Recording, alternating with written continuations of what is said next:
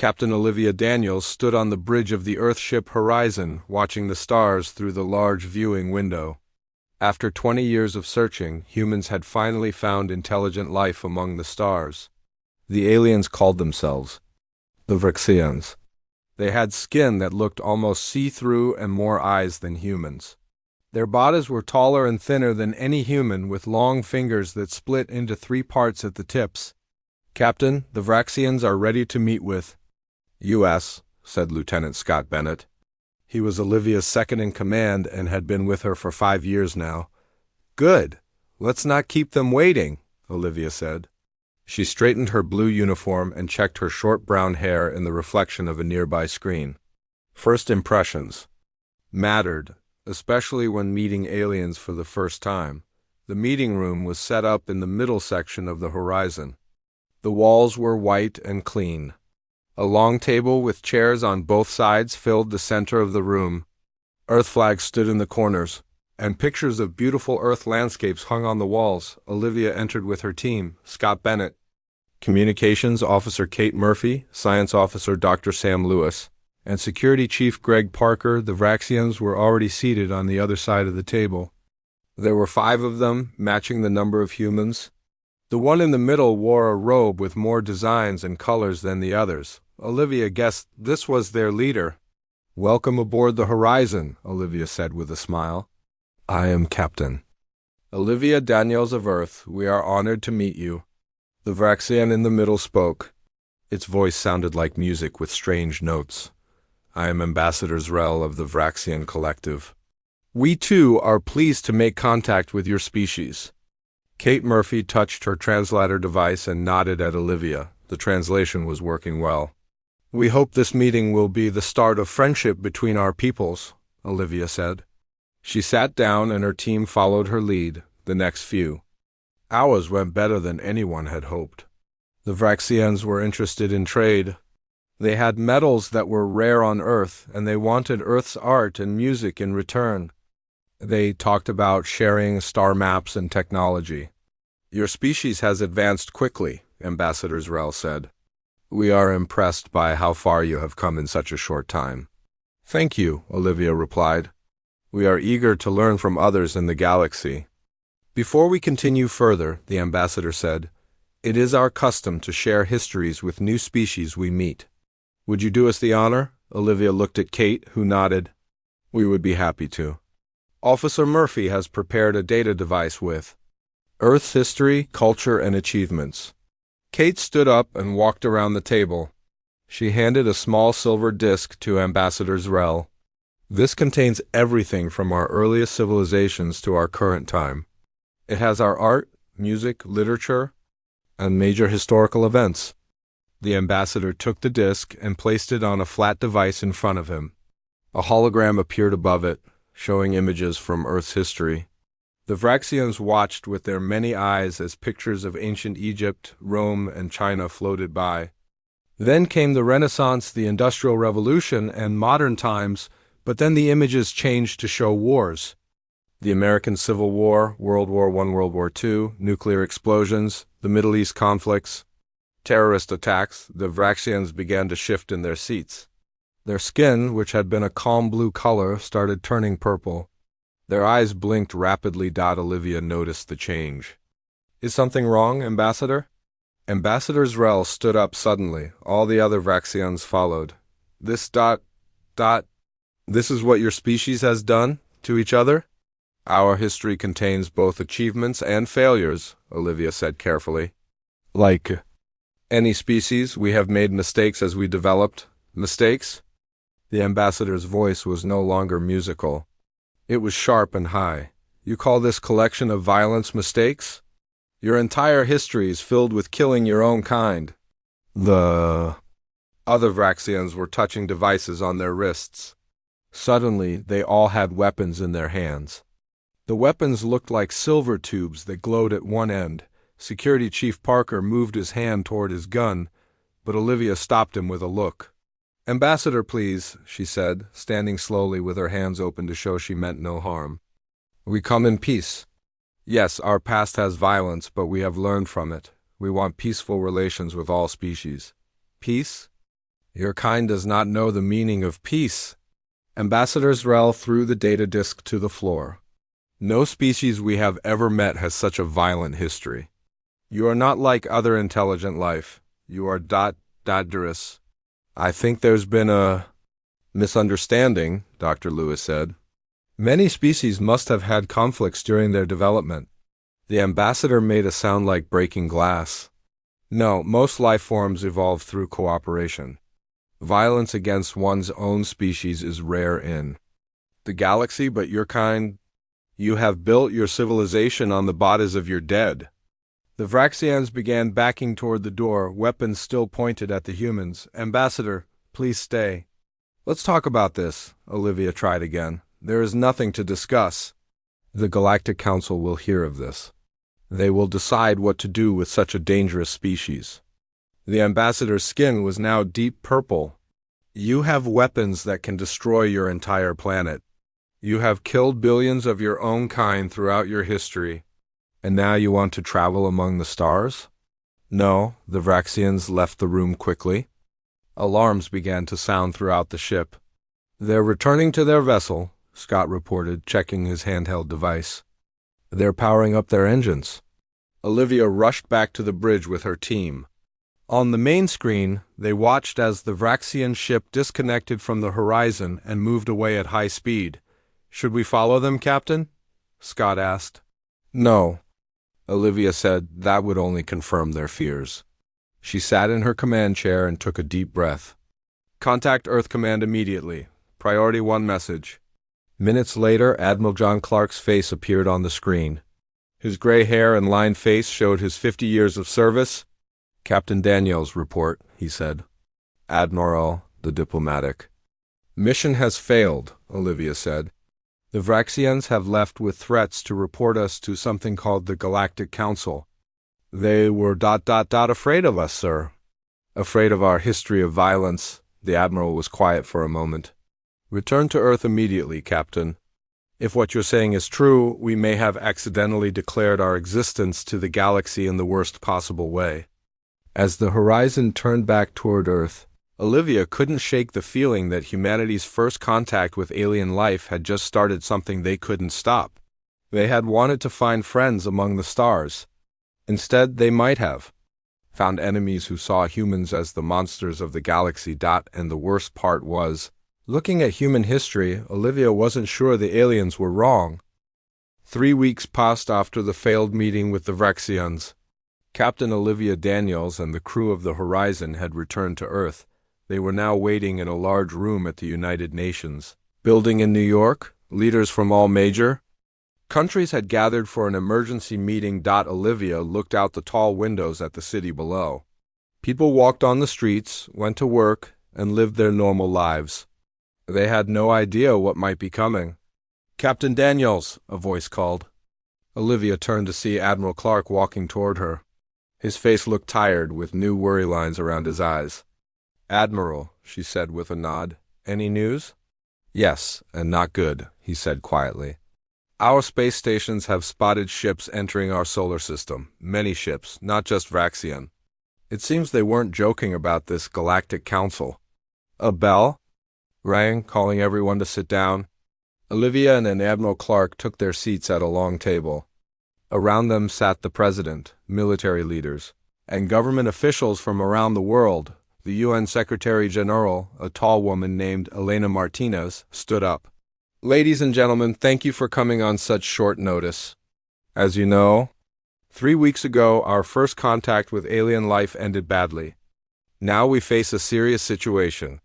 She nodded to Admiral Clark, who stood up and pressed a button. A large screen on the wall lit up, showing images from space telescopes. These pictures were taken 6 hours ago, he said. At least 15 different ships are approaching Earth. Based on their designs, they appear to be from different species, not just the Vraxians we met before. The room was silent as everyone stared at the images. The alien ships were all different shapes and sizes. Some looked like smooth eggs, others had sharp points and angles. A few were so strange that Olivia couldn't even describe their shape. How long until they reach Earth? The president asked. At their current speed, 2 days, Admiral Clark answered. Have they sent any messages? Asked the Chinese representative. Yes, Admiral Clark said. Our scientists have been working to translate. Them, Dr. Alan Foster will explain what we know. A man with glasses and messy gray hair stood up. Dr. Foster was Earth's leading expert on the alien language data they had collected. The messages are coming in a format similar to what the Vraxians used, he said. We've translated about 60% so far. The main message seems to be a demand that Earth surrender to something called quarantine procedures. Quarantine? The Russian president asked. Like we're a disease? In a way, yes, Dr. Foster replied. From what we can tell, they see humans as dangerous. They want to make sure we can't leave our solar system. Defense Secretary Paula Wright spoke next. What exactly are they planning to do? Will they attack? Some of the messages suggest they might, Dr. Foster said. There seems to be disagreement among their ships. Some want to simply block us from space travel. Others ... double quoted. He paused. Others are discussing more permanent solutions. The room burst into worried talk. Olivia looked at Scott Bennett, who sat beside her. His face was grim. So they want to cage us on our own planet? Or worse? General Richard Jones said loudly, his face red with anger. Dr. Foster adjusted his glasses. There's more. We've intercepted communications between their ships. They're not just afraid of our weapons or technology. They're afraid of us, of humans. He pressed another button, and translations appeared on the screen. Humans have the most violent evolutionary path we've ever seen. They survived trying to destroy themselves multiple times. They developed space travel while still fighting wars. They can survive conditions that would kill most normal species. Elena Martinez spoke again when the room quieted. Down. So the galaxy has decided we're too dangerous to be allowed among the stars. Yes, Admiral Clark said. And some of these aliens think we're too dangerous to exist at all. The meeting continued for hours as Earth's leaders tried to decide what to do. Some wanted to try talking to the aliens again. Others wanted to prepare for war. Everyone was afraid. As the sun set outside the windows, a decision was finally made. Earth would try to communicate with the alien fleet. They would ask for a peaceful meeting. But at the same time, all military forces would prepare for the worst. After the meeting, Olivia found herself walking with Admiral Clark down a long hallway. What do you think our chances are, sir? She asked quietly. The Admiral stopped and looked at her. Honestly? Not good. Their technology is far beyond ours. If they want to destroy us, they probably can. Then why prepare to fight? Because that's what humans do, Captain. We don't give up even when the odds are against us. He gave her a small smile. Besides, from what you told me about the Vraxians, they fear us for a reason. 2 days later, Olivia stood on the bridge of the horizon again. The ship had been quickly updated with new weapons and shields based on what they had learned from studying the Vraxian technology. Captain, the alien fleet has entered Earth orbit, Scott reported from the station. They're taking position on the far side of the moon? Any messages? Olivia asked. Kate Murphy, working at the communications panel, nodded. Yes, Captain. They're demanding that all Earth governments surrender control to the Galactic Council representatives. They want us to disable all space vessels and weapons systems, and if we refuse? Kate's face paled as she read the message. They say they will enforce compliance by any means necessary. Olivia looked around at her crew. They were scared, but ready to do their duty. She thought about all the people on Earth below, most of them still unaware of the danger hovering above their world. Send the message back, she ordered. Tell them Earth requests a face-to-face meeting before any decisions are made. We want to understand their concerns and find a peaceful solution. As Kate sent the message, Olivia knew the aliens might refuse. They might attack at any moment. But she had to try for peace first, and if they refuse? Scott asked quietly, saying what everyone was thinking. Olivia's eyes hardened. Then they'll learn why they were right to fear us. The Horizon and 5 other Earth ships moved into position between the alien fleet and Earth. They were outnumbered and outgunned, but they were humanity's first line of defense. On Earth below, military bases around the world went on high alert. Scientists worked frantically to understand alien technology. Regular people looked up at the night sky, not yet knowing that visitors from the stars were there, deciding their fate. The waiting began, and Olivia Daniels prepared to either make peace with the galaxy or show them exactly why humans were called the deadliest species. The alien fleet ignored Earth's request for a meeting. For 2 days they remained silent, sitting just beyond the moon. Then, without warning, 3 ships broke away from the main group and moved toward Earth. On the horizon, alarms blared. "Captain." Olivia Daniels rushed onto the bridge, still pulling on her uniform jacket. "Report?" she called as she took her seat. Scott Bennett looked up from the screen. "3 alien vessels approaching Earth, Captain. They're not responding to our signals." "Where are they headed?" Olivia asked. "Looks like low Earth orbit," Kate Murphy said from her station. Right above North America, Olivia made a quick decision. "Move to intercept. Alert the other Earth ships to hold position." The Horizon's engines hummed as the ship moved forward. On the main screen, Olivia could see the 3 alien ships. They were smooth and silver, shaped like teardrops, with no visible weapons. "Open a channel," Olivia ordered. "All frequencies." Kate pressed some buttons. "Channel open, Captain." Olivia stood up straight. "Attention, alien vessels. This is Captain Olivia Daniels of Earthship Horizon. Please state your intentions. We request peaceful communication before any action is taken." For a long moment there was silence. Then a voice came through, speaking perfect English. "Earth vessel, this is Observer Kelrix of the Galactic Council. We are not here to communicate. We are here to assess." "Assess what?" Olivia asked. "Your threat level," the voice replied coldly. "The Council requires data before making final judgment." Before Olivia could respond, the alien ships released dozens of small objects. They looked like metal balls, each about the size of a basketball. "What are those?" Olivia asked. Dr. Sam Lewis, who had just arrived on the bridge, studied his screen. "They appear to be some kind of drones or probes, Captain. They're spreading out, heading toward major cities. Can we stop them?" Olivia asked. "We can try," Scott said, "but there are too many." Olivia hit a button on her chair. "Horizon to Earth Command. Alien vessels have deployed unknown devices toward the surface. Request permission to engage." Admiral Clark's voice came back quickly. "Permission granted, Captain. But be careful, we don't want to start a shooting war if we can avoid it." "Understood." Sir, Olivia looked at Scott. "Target the nearest probes with our new pulse weapons. Let's see if we can disable them without destroying them." The Horizon fired blue beams of energy at the closest probes.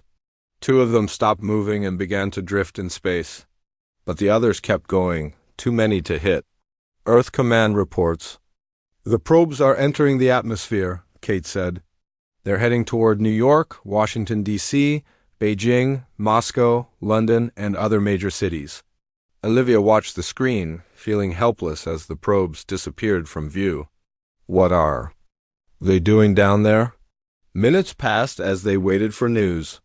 Finally, Kate looked up from her station, her face pale. "Reports coming in, Captain. The probes are dodging. They're hovering over city centers, scanning buildings and people. They're not attacking, just observing." "It's just like they said," Olivia murmured. "They're assessing us." For the next few hours, the alien probes moved through Earth cities. They scanned everything: buildings, vehicles, people, animals. They entered hospitals, schools, military bases. No one could stop them. They simply passed through walls like ghosts. Then, as suddenly as they had appeared, the probes shot back up into the sky. "The probes are returning to the alien ships," Scott reported. "Did they harm anyone?" Olivia asked. Kate checked her screen. "No reports of injuries. They just watched." The 3 alien ships, after collecting their probes, moved back to join the main fleet beyond the moon. Once again, silence fell. 2 more days passed. The waiting was the hardest part. Olivia and her crew took turns resting, but no one could really sleep. Everyone kept wondering, what had the aliens learned about humans? What would they decide? On the third day, Kate Murphy suddenly straightened in her chair. "Captain, I'm picking up communications between the alien ships. Massive amounts of data being transferred. Can you decode any of it?" Olivia asked. Kate worked at her controls. "Some of it. They're discussing us, voting on something. The Galactic Council must be making its decision," Dr. Lewis said quietly. An hour later, a new message came through. Kate's hands shook. As she read it, "Captain, they've made their decision. The alien fleet is powering up its engines. They're moving toward Earth." Olivia felt her heart sink. "All of them?" "Yes, Captain, all 15 ships." Admiral Clark's face appeared on the screen. "Captain Daniels, you've seen the same data we have. The alien fleet is on the move. We have to assume they've decided against us." "What are your orders, sir?" Olivia asked. "All Earth ships are to form a defensive line. You're authorized to use all weapons if the aliens open fire." The Admiral looked tired but determined. "We hoped for peace, but we're ready for war." As the Horizon moved into position, joined by the 5 other Earth ships, Olivia looked at her crew. They were scared, she could see it in their eyes. But they were also ready to defend their home. The main screen showed the alien fleet approaching, their ships strange and powerful. Earth's defenses looked small in comparison. "All stations, report," Olivia said calmly. "Weapons ready," Scott replied. "Shields at maximum," reported the engineering officer. "Communications standing by," Kate said. The alien ships kept coming. When they were just minutes away from Earth's defensive line, Kate suddenly called out, "Captain, incoming transmission from the lead alien ship." "On screen," Olivia ordered. The screen changed to show a strange face. It wasn't Avraxian. This alien had blue skin and 4 eyes arranged in a diamond pattern. When it spoke, its mouth moved in an odd way. "Humans of Earth, I am High Counselor Veeler of the Galactic Council. We have studied your species and reached our verdict." Olivia felt everyone on the bridge holding their breath. "Your kind is dangerous," the alien continued. "Your evolutionary path is unlike any we have seen. Your capacity for violence exceeds all known spacefaring species." The alien paused, its 4 eyes blinking in sequence. "Therefore, the Council has voted. Earth will be quarantined.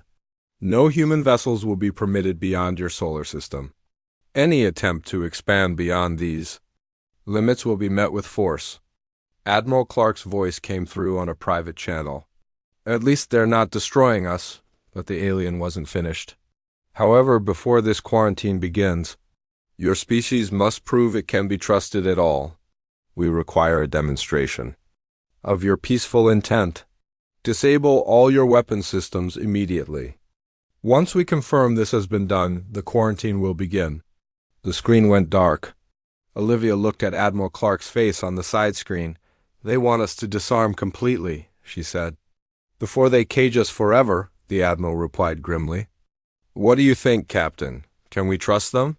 Olivia thought about the Vraxians, how quickly they had turned hostile. She thought about the probes invading Earth cities without permission.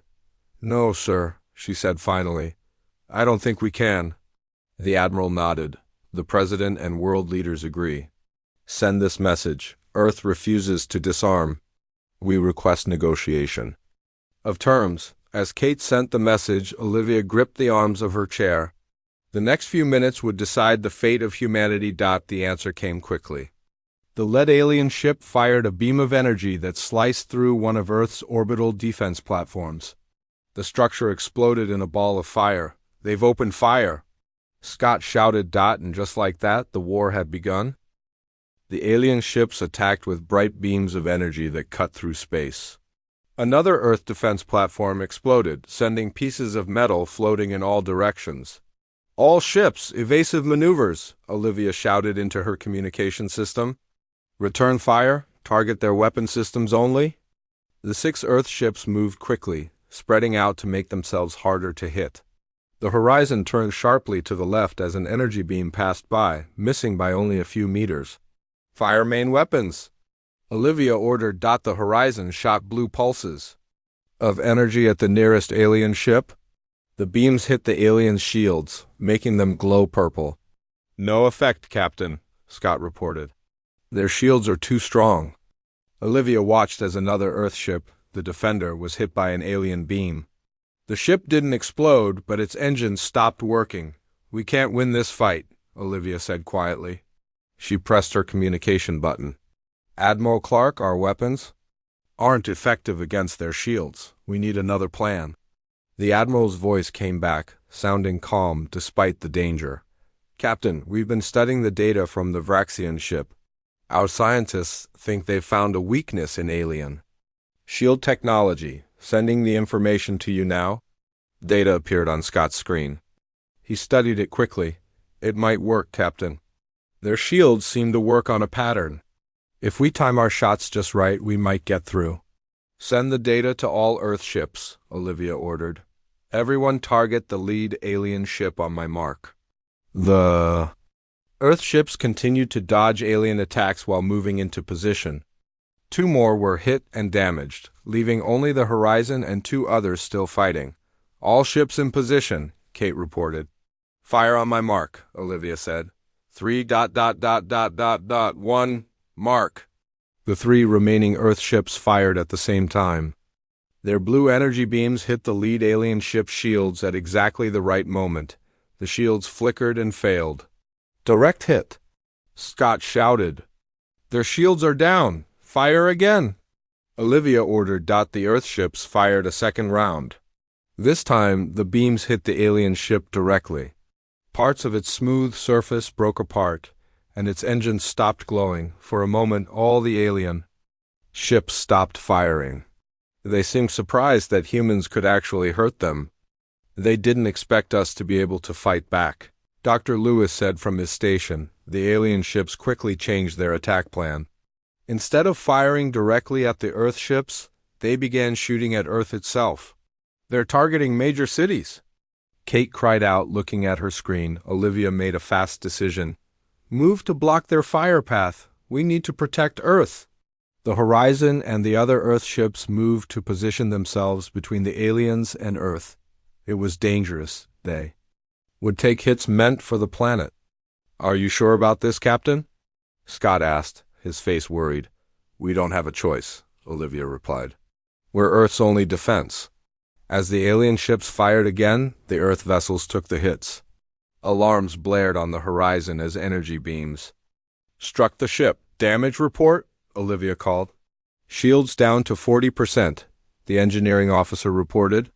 "Hull damage on decks 3 and 4. Despite the damage, the Earth ships kept fighting. They fired again and again at the alien ships, aiming for the spots where shields were weakest, one by one. More alien ships lost their shields and were damaged. But Earth was losing ships too. Now only the horizon remained fighting. "Captain," Kate said suddenly, "I'm getting strange readings from the alien fleet. They seem to be confused." "What do you mean?" Olivia asked. "Their communication patterns have changed. They're sending messages back and forth very quickly, like they're arguing." Dr. Lewis looked up from his screen. "I think I understand. They expected us to surrender immediately. They didn't think we could actually fight them." "Well, they were wrong," Olivia said. The battle continued for another hour. The horizon was badly damaged now, with fires on several decks and many systems failing, but they had managed to disable 5 alien ships. Then suddenly the alien ships began to move back. "They're retreating," Scott said in surprise. "Are you sure?" Olivia asked. "This could be a trick." "No, they're definitely moving away from Earth," Kate confirmed. "And I'm picking up massive communication between them and the rest of their fleet." The damaged alien ships moved slowly back toward the main fleet, which was still waiting beyond the moon. The horizon, too damaged to follow, could only watch them go. Admiral Clark's face appeared on the screen. He looked tired with a cut on his forehead. "Good work, Captain. You've bought us some time." "They'll be back," Olivia said. "And with more ships next time." I know, the Admiral replied. But now we know we can hurt them, and we've learned something important about these aliens. What's that, sir? They don't understand war, Admiral Clark said. They have advanced technology, but they don't know how to use it in battle. They haven't fought a real war in thousands of years, maybe never, but we have. Back on Earth, something amazing was happening. Countries that had been enemies for years were now working together. Scientists from all nations shared information. Factories that made cars and computers now made weapons and shields based on alien technology. The Horizon limped back to Earth for repairs. As the ship docked at the space station, Olivia looked out at her damaged vessel. Parts of its hull were black from weapon hits. One of the engine sections was completely gone, but they had survived. They had fought the most advanced species in the galaxy and had not been destroyed. Olivia went to the medical bay to check on her injured crew members. Many were hurt, some seriously, but they all had the same look in their eyes. Pride. We showed them, Captain, said one young officer with a bandaged arm. We showed them humans aren't easy to beat. Yes, we did, Olivia agreed. But this is just the beginning. Later, in a meeting with world leaders, Admiral Clark explained the situation. The aliens have retreated for now, but our intelligence suggests they're calling for reinforcements. They'll be back, and with more ships. What can we do? Asked the President. We can't fight the entire galaxy. Dr. Lewis, who had been studying the alien communications, spoke up. Actually, we might not have to. The aliens are confused by us. They expected us to surrender immediately. The fact that we fought back and effectively has surprised them. So? Asked the Russian president. So they're debating what to do. Next, Dr. Lewis explained. Some want to destroy us completely. Others are curious about us. They've never seen a species like humans before. We need to use this time to prepare, Admiral Clark said. And I have a plan. It's risky, but it might be our only chance. All eyes turned to him as he outlined his idea. It was bold and dangerous. But as Olivia listened, she began to feel something she hadn't felt since the aliens first attacked Hope. The plan was simple. While Earth prepared its defenses, the Horizon, once repaired, would go on a special mission. Not to attack, but to learn. To find out more about these aliens, their weaknesses, and maybe, just maybe, find allies among the stars. It's a long shot, Admiral Clark admitted. But if anyone can do it, it's you and your crew, Captain Daniels. Olivia looked around the room at the leaders of Earth, all now working together against a common threat. We'll do it, sir, she said. After all, we're human. And apparently that makes us the deadliest species in the galaxy. 2 weeks passed as Earth prepared for the next alien attack. The Horizon was repaired and made stronger with new technology based on what they had learned from the battle. Captain Olivia Daniels stood on the bridge looking at her crew. They had all volunteered to stay for the dangerous mission ahead. Are you ready? She asked them. Scott Bennett nodded from his station. As ready as we'll ever be, Captain. Dr. Sam Lewis looked up from his computer. The new cloaking system is working. It should hide us from alien sensors. Good, Olivia said. Let's hope it works as well as the tests suggest. Admiral Clark's face appeared on the main screen. Captain Daniels, your mission is clear. Take the Horizon to the edge of our solar system. Observe the alien fleet gathering there. Learn everything you can about them. Do not engage unless absolutely necessary. Understood, sir, Olivia replied. And the second part of the mission. If possible, find a way to communicate with individual alien species. Our analysts believe the Galactic Council may not be as united as they want us to think. Some aliens might be willing to talk to us, Olivia nodded. We'll do our best, sir. Good luck, Captain. Earth is counting on you. The screen went dark. Olivia took a deep breath and sat in her command chair. Set course for the edge of the solar system, maximum speed, she ordered. Activate cloaking system as soon as we clear Earth orbit. The Horizon moved away from Earth, its engines glowing blue against the darkness of space. Once they were clear of the planet's orbit, the ship seemed to fade from view as the cloaking system activated. For 3 days, they traveled toward the outer planets. The crew was quiet, each person thinking about the important job ahead. Finally, they reached their destination. "Slow to minimum speed," Olivia ordered. "Let's see what we're dealing with." The horizon stopped near Saturn, hiding in the shadow of its rings. What they saw made everyone on the bridge gasp. Hundreds of alien ships had gathered there. Not just the 15 they had fought before, but ships of all sizes and shapes. Some were as small as the horizon, others were massive, as big as cities. My God," Kate Murphy whispered. "It's like every species in the galaxy is here." Dr. Lewis studied his screen. "I'm detecting at least 20 different types of ships. Each seems to be from a different alien species." "Why are they all gathered here?" Scott asked. "Are they planning to attack Earth together?" Olivia frowned. "Let's find out." "Kate, can you tap into their communications?" Kate worked at her station, her fingers moving quickly across the controls. "Yes, Captain. Their communications aren't encrypted. They don't seem to expect anyone to be listening." For the next few hours, the crew of the Horizon listened to the aliens talk to each other. Dr. Lewis and Kate worked together to translate the different languages.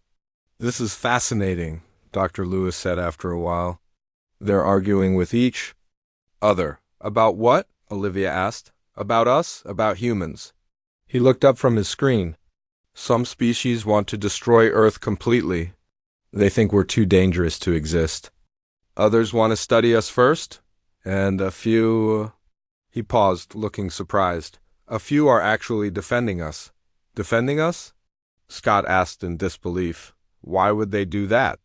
"They're curious about us," Kate explained, reading from her translations. "Humans develop differently than any other species they've encountered.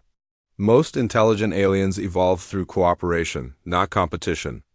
They never had predators hunting them. They never fought wars against their own kind. They think we're unusual," Dr. Lewis added. "Special, even. One species is arguing that our capacity for violence also gives us unique abilities, creativity, determination, adaptability." Olivia thought about this. "So not all aliens see us as monsters?" "No," Kate said. "But they're the minority. Most of the Galactic Council still views us as a threat." Suddenly, alarms sounded on the bridge. Scott checked his screen quickly. "Captain, a group of ships is breaking away from the main fleet. They're heading toward Earth." "How many?" Olivia asked. "At least 30, Scott replied. "Much more than before." Olivia made a quick decision. "We need to warn Earth. Kate, send a message to Admiral Clark. Include everything we've learned about the alien fleet." "What about us?" Scott asked. "Do we follow them back to Earth?" Olivia shook her head. "No, we have a different job now." She stood up and looked at her crew. "We know the aliens aren't united. Some might be willing to talk to us. We need to find them." For the next day, the Horizon moved carefully among the alien ships, still hidden by its cloaking system. They found a smaller group of ships that seemed to be separate from the others. "These ships belong to the Arcany," Dr. Lewis said, reading his screen. "According to the communications we've intercepted, they're one of the species that spoke in our defense. Can we contact them without the other aliens knowing?" Olivia asked. Kate thought for a moment. "I think so. If we use a tight beam transmission directly to their main ship, the others shouldn't detect it." "Do it," Olivia ordered. Kate sent a simple message. "We wish to talk. We come in peace." Minutes passed with no response. Then, finally, a reply came. "We will listen. Approach our ship, but come alone." Olivia looked at her crew. "This is our chance. I'll take a small shuttle to their ship." "Captain, that's too dangerous," Scott protested. "You can't go alone." "I have to," Olivia said firmly. "They'll only talk to one of us. And as captain, it's my responsibility." An hour later, Olivia sat in a small shuttle, moving slowly toward the Arcany ship. She felt afraid but determined. This might be humanity's only chance to find allies among the stars. The Arcany ship was beautiful, shaped like a spiral shell with glowing blue lights. A small opening appeared in its side as Olivia approached. She guided the shuttle inside and landed in a large, empty room. When she stepped out of her shuttle, she found herself facing 3 aliens. They were tall and slender, with 4 arms, and skin that changed colors like a chameleon. Their eyes were large and golden. "I am Captain Olivia Daniels of Earth," she said, trying to keep her voice steady. "Thank you for agreeing to meet with me." The middle alien stepped forward, its skin shifted to a calm blue color. "I am Speaker Ralith of the Arcany," it said in perfect English. "We have been watching your species with great interest, human." Then, we don't want war," Olivia said. "We just want to survive." "Yes," Ralith replied. "We understand survival. But the other council species fear you. They do not understand how a species can evolve through violence and still create beauty, art, and peace."